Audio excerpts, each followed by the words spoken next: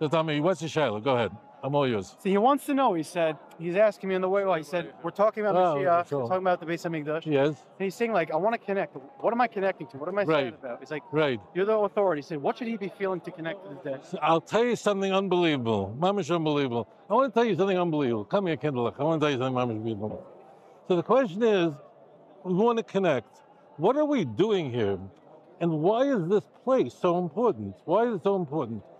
Now, it should be, logically, this should not be a place of any happiness. This should really, what we're looking at here in front of us, this is the Western world, the Amaravi. This is a relic, a leftover of what the Romans couldn't destroy. When Titus Harosha came to destroy the Beis HaMikdash, he couldn't bring down that wall. He tried. In fact, on the southern part, they knocked down many stones. But ultimately, the Romans gave up. They couldn't destroy this wall, because this wall holds up the whole Arabais. It's an amazing thing. So the question is, what are we doing here? I mean, what is the chashivus of this? It should be really that we look at what's called the Kaisel HaMaravi, and it should be a place historically that is just of pain. It should be a time, something of the past. This is like it should be chas v'chliil. This is a museum. You understand? Is that what we're looking at? But it's an interesting thing. Listen up. It's an interesting thing. In truth, the Jews come here, and then not only we're supposed to rise kriya, sadness, and we look at something that is, in a sense, a museum. It's what's left over from Titus Harosha, but also it's a place of tremendous people come here and they gasp, and they reach euphoric heights here. And the question is, why? Why does this makom, dafka this makom, which is not the holiest place, the holiest place on the other side, make no mistake, but it's dafka this place that causes sadness, but it also brings us to tremendous ecstasy and heights. Why? Listen, I'll tell you something very holy. When Mashiach comes, and please God, he'll come very soon. It could be even today. It could be what's happening now, mamish is mamish now. You have to have in mind that that all the Torah we're now exploring, because it's connected to the destruction of Beis HaMikdash, we can learn it on Tisha B'Av.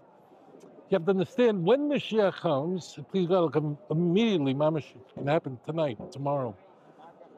Actually, it'll be tomorrow, because Eliyahu Novi is going to come first. So listen up. Listen. What is going to happen to that wall? That means, listen up. The last 8 parakim, the last 8 chapters of the book of Yechezkel is what? Is architecture plan. Is the unused blueprints of the third Beis HaMikdash. The end of Yechezkel from chapter 40 to 47, except 48, is exactly what the third Beis HaMikdash is going to be. What is going to happen to the Kaisel HaMaravi when Mashiach comes? The answer is that the Kaisel HaMaravi, with the Shechina never left, the Medrash says, that's going to be the first wall of the third Beis HaMikdash. Therefore, why does this place elicit within the heart of a child of Hashem both sadness and joy? Why does it make us cry and fill us with ecstasy and hope? Why do people come here from all places, from Kansas to Tel Aviv, who never even thought about the God of Israel, and they come here and they feel 2 feelings, pain and hope? And the answer is, this is pain and hope. Why? Because we're looking at what happened 2,000 years ago, what the Romans, Yomach Shemam, did, that they came and destroyed the Beis HaMikdash on Tisha B'Av. But also we're saying, you kept the promise. This is the first chayma of the third Beis HaMikdash. You understand? That's why this place, you understand? We're looking at the future and the past here. We're in 2 places at once. That's why people walk around and they're dazed. You mamish people look around, you watch people walking around, and people are mamish nishtoimim here. What's going on? People are nishtoimim because there's 2 things happening. Sadness of the past, but hope for the future. Now, we're very fortunate. All of us were born after the birth of the state of Israel, after the Jews returned to Israel and Yerushalayim, and now we're waiting. We never went through a tremendous tragedy. The Mashiach ben Yosef moment with Nebuch, The Gemara Megillah says that Chevlei Mashiach, the Mashiach ben Yosef, is going to happen on Sukkot. That's why the Haftorah on Sukkot, on Shabbos Sukkot, is Zechariah Yecheskel 38 and 39. Mechemes Gog and Magog. The Gemara says Mechemes Gog and Magog begins on Sukkot, and that's why we have to read Yecheskel 38 and 39. So this is how we should understand. We have to feel two things as a person, as a Jew. We have to feel two things. Number one, we see the past, and we see Nebuch, that the painful prophecies unfolded, just like Rabbi Akiva HaKodesh VaHator, the great Tano who lived in the 2nd century. He was standing on Mount Scopus, and he saw the Har HaBayis. So the Gemara, he was sitting with his Talmidim, and he saw the Har HaBayis destroyed completely. And his people who were with him, they were crying. They saw a rodent, an animal, running across the Har HaBayis. And they were crying, and he was smiling. And they asked him, Rebbe, why are you smiling? Here, like a mouse goes in a place where the Holy of Holies, where only the high priest can go on Yom Kippur. What's the smile? So Rabbi Akiva says, just as I see that all the prophecies of difficulties, of challenges, that Hashem kept those promises, we just witnessed something unbelievable, that since the Milchama, we never saw such a thing ever. Just as we see those prophecies come through, we know truly that the future prophecy, that's why the Kosel is so unique. The future prophecy that of Mashiach has come too, and that's what's going on here. What about even more than what are you saying? Even more, the base of English itself. He's saying we know it's something important, the huge shul with Karban. He's saying, but deep down, the deep sadness. He's like, what do we connect to? What it means for a person in your real life that you should be so sad about? That Kodesh Baruch Hu keeps his promise. What is sadness? So sadness is really I lose hope. We shouldn't be happy. We shouldn't be sad. We should be happy when we come here and see it. Right, but every year that the Beis Hamikdash is not built, it's like it was destroyed in that generation. Chazal tell us that every year the Beis Hamikdash isn't built. So when we're standing here, and we hope we're going to see very soon, but the truth is that in every generation, every door where the Beis Hamikdash is not built, is though it was destroyed in that door. Because there's a person waiting now to bring the Gula. So we had to say, what do we have to do? We have to go back. I'll tell you an interesting thing. I'll tell you an interesting thing. In Sefer Zechariah, he was a Kodesh Merech Amimai. He was a very holy Navi, Zechariah. He was a young man when he became a Navi. So he was here in Yerushalayim. Zechariah was here in Yerushalayim. And Jews in Bavel, which Bavel straight that way, they sent in a Shaila to him. He was the God Lador. He was like Rabbi Karnowski. People sent him Shiloh, so they sent him a Shiloh. And it's Zechariah, Zechariah, Perek Zayin, Pasuk Gimel. And the Shiloh goes like this. Just so you know that the second Beis Hamikdash was already being built. Second Beis Hamikdash was already being built.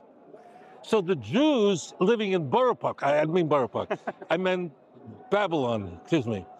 The Jews who were living in Bavel, they had no plan to come here. They asked the Shiloh. What was the Shiloh they asked? From the Gadol Adar. The Shiloh, does anybody know what the Shiloh is? They asked the Shiloh, do we still have to fast? Do we still have to fast on Tisha B'Av? Do we have to cry and fast on Tisha B'Av? That's the Shiloh. Could you imagine that? Jews in Bavel, in Williamsburg, in Borough Park, in Queens, in Flatbush, they were asking, now that the second Beis Hamikdash is being built, so why are we fasting on the ninth day of the 5th month? It's because the first Beis Hamikdash is destroyed. But now building the second temple, maybe we could start eating on Tisha B'Av. That's mamish what happens.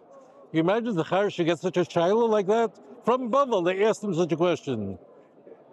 So Zechariah is very angry with him. He says, do you think HaKadosh Baruch Hu cares if you're eating, if your stomach is full, if it's empty? It's for you that you fast.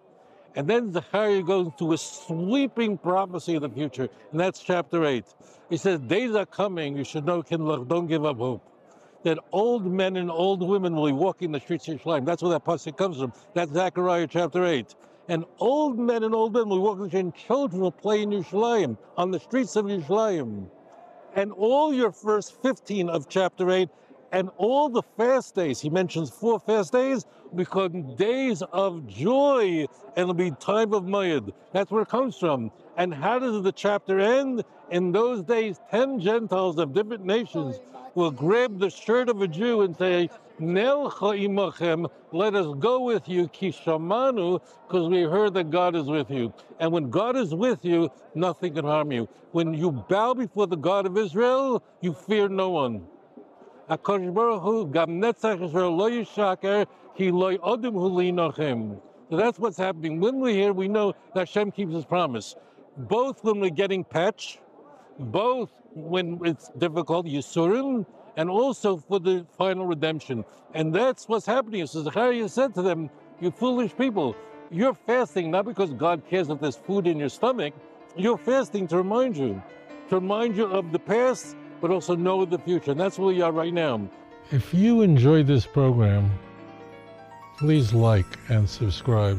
אדון עולם אשר מלך בטרם כל יציר נברא לעת נעשה בחפצו כל אזי מלך שמו נקרא ואחרי ככלות הכל לבדו ימלוך נורא